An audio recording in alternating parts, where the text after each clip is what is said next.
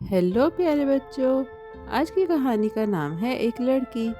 एक दफ़ा का जिक्र है, कोरिया के एक छोटे पुरसकून गांव में एक मेहरबान किसान रहता था। उसकी बीवी इंतकाल कर गई थी और उसे सिर्फ एक बेटी मिली जिसका नाम सुनहुआ था। सुनहुआ ना सिर्फ खूबसूरत थी बल्कि बहुत होशियार भी थी। जिस छोटे घर में वो रहते थे वहाँ एक छोटा सा बाग भी था जिसमें खुश रंग फूल खिलते थे। हर सुबह नरम धूप खिड़कियों से अंदर आती और सुनहुआ और उसके वालिद दिन का आगाज मेहनत से करते, रोशन दिनों के ख्वाब देखते।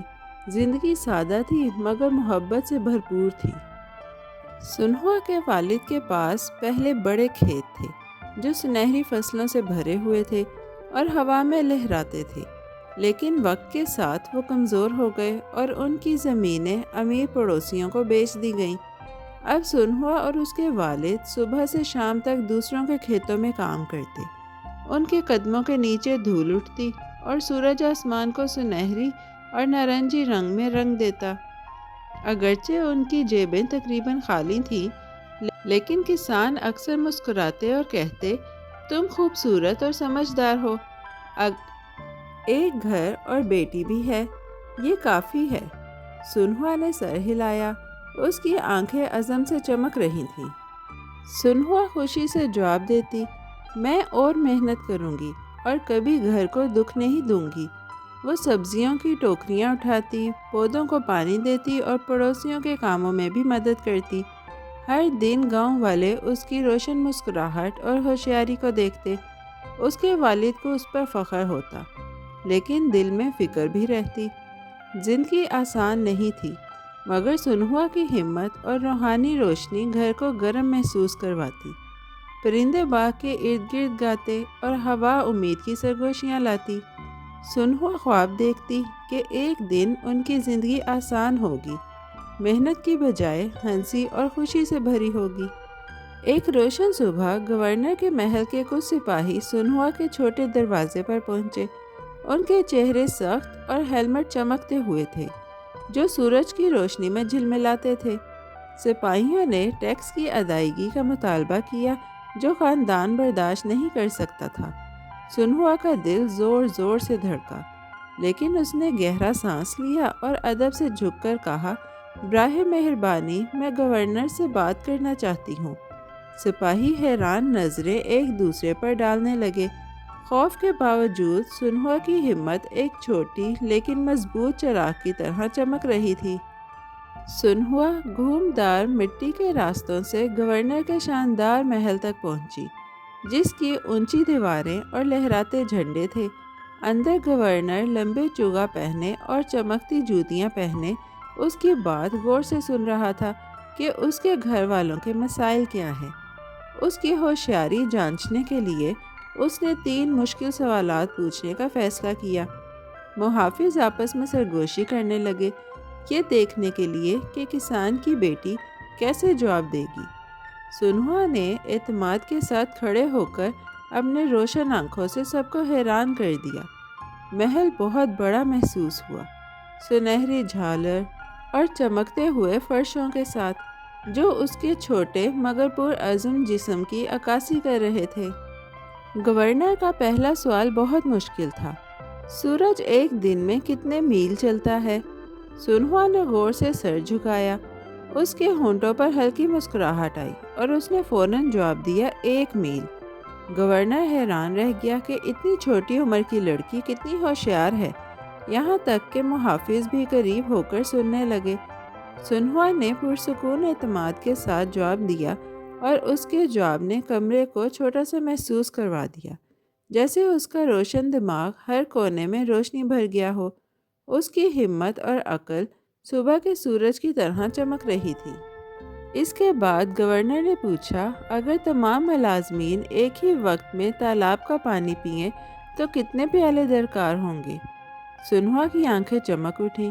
बिला झिझक उसने जवाब दिया, सिर्फ 1 प्याला। कमरा कुछ लम्हे के लिए खामोश हो गया। मुहाफिज हैरत से मुंह खोलकर देखने लगे। गवर्नर ने अपनी भवें उठाईं और कुर्सी पर पीछे हटे। सुनहुआ की होशियारी ने सबको हैरान कर दिया। اس کے سادہ مگر عقل مند الفاظ کمرے میں موسیقی کی طرح تیرنے لگے۔ محل کے صحن میں فوارہ بھی لگ رہا تھا کہ اس کے جواب سے تھوڑی روشن ہو گیا ہو۔ آخر میں گورنر نے ایک ناممکن سا سوال پوچھا، گورنر کے سر پر کتنے بال ہیں؟ سنہوا نے ذہن میں گنتی کی اور پورے اعتماد کہا، 1,25,000۔ کمرہ حیرت اور سرگوشیوں سے گونج اٹھا۔ گورنر جو عام طور پر سخت اور سنجیدہ تھا اپنی حیرت چھپا نہ سکا۔ سنہوا نے ہر سوال کا جواب ہوشیاری اور سکون سے دیا۔ اس کی روشن آنکھیں فخر سے چمک رہی تھیں اور اس کے والد کے پرانے الفاظ تم سمجھدار ہو اس کے ذہن میں گونج رہے تھے۔ محل کی دیواریں بھی اس بہادر چھوٹی لڑکی کی تعریف میں گنگنانے لگی۔ گورنر نے خوشی سے بڑی مسکراہٹ دی اور سر ہلایا۔ اس نے اپنے محافظوں اور ملازمین کو قریب بلایا۔ یہ چھوٹی لڑکی واقعی ہوشیار ہے، اس نے کہا۔ عظیم ہال میں سب نے تالیاں بجائیں، آنکھیں حیرت سے چمک رہی تھیں۔ سنہوا کے دل میں خوشی کی لہر دوڑ گئی۔ اس نے نہ صرف اپنی بات کہی بلکہ اپنی ہمت اور ہوشیاری بھی دکھائی۔ اس کا چھوٹا جسم مضبوط اور فخر سے کھڑا تھا، اور محل اب اتنا خوفناک محسوس نہیں ہوا، جیسے ایک کھیل کا میدان ہو جہاں اس کے روشن خیالات دھوپ میں آزادانہ کھیل سکتے ہیں۔ اس کی عقل اور بہادری دیکھ کر گورنر نے ایک مہربان فیصلہ کیا۔ اس نے سنہوا کے گھر کو ٹیکس سے مستثنیٰ کر دیا۔ پھر اس نے اسے ایک چھوٹا سا صندوق دیا جس میں سونے کے سکے چمک رہے تھے، 1,000 سونے کے سکے۔ سنہوا کی آنکھیں خوشی سے کھل گئی۔ اس نے گورنر کا ادب سے شکریہ ادا کیا اور وعدہ کیا کہ تحفے کو عقل مندی سے استعمال کرے گی۔ اس کا دل خوشی سے جھوم اٹھا جب اس نے اپنے والد کے فخر سے بھرے چہرے کا تصور کیا۔ محل جو پہلے ڈرا دینے والا تھا اب گرم اور خوش آئند محسوس ہوا، کیونکہ وہ صرف سونا نہیں بلکہ فخر اور امید بھی لے کر واپس جا رہی تھی۔ سنہوا گھوم دار راستوں سے واپس جا رہی تھی۔ سورج پہاڑوں کے پیچھے غروب ہو رہا تھا۔ آسمان کو گلابی اور سنہری رنگوں سے بھر رہا تھا۔ ہر قدم خوشی سے ہلکا محسوس ہو رہا تھا، اور راستے میں پرندے خوش گانے گا رہے تھے۔ جب وہ اپنے چھوٹے گھر پہنچی، اس کے والد اس سے ملنے دوڑے۔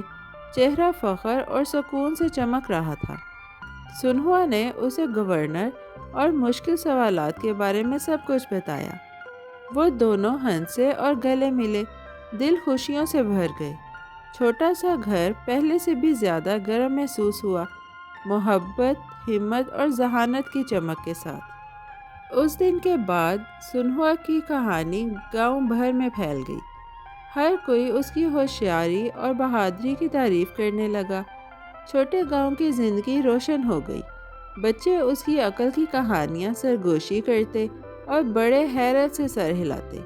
سنہوا اپنے والد کے ساتھ محنت جاری رکھی، مگر اب اس کی آنکھوں میں امید اور خوشی کی روشنی تھی۔ سونے کے سکے آرام لے آئے، لیکن اس کی عقل فخر لے آئی۔ گاؤں نے سیکھا کہ ہمت اور ہوشیاری سب کچھ بدل سکتی ہے۔ پیارے بچوں، آج کی کہانی یہی ختم ہوتی ہے۔ بہت جلد ہم ایک نئی اور دلچسپ کہانی کے ساتھ واپس آئیں گے۔ Bye bye. پیارے بچوں، کیسی لگی آپ کو یہ کہانی؟ ایسی ہی مزیدار کہانیاں سننے کے لیے ہمارے چینل کو لائک، سبسکرائب اور شیئر کرنا مت بھولیے گا۔ Bye bye.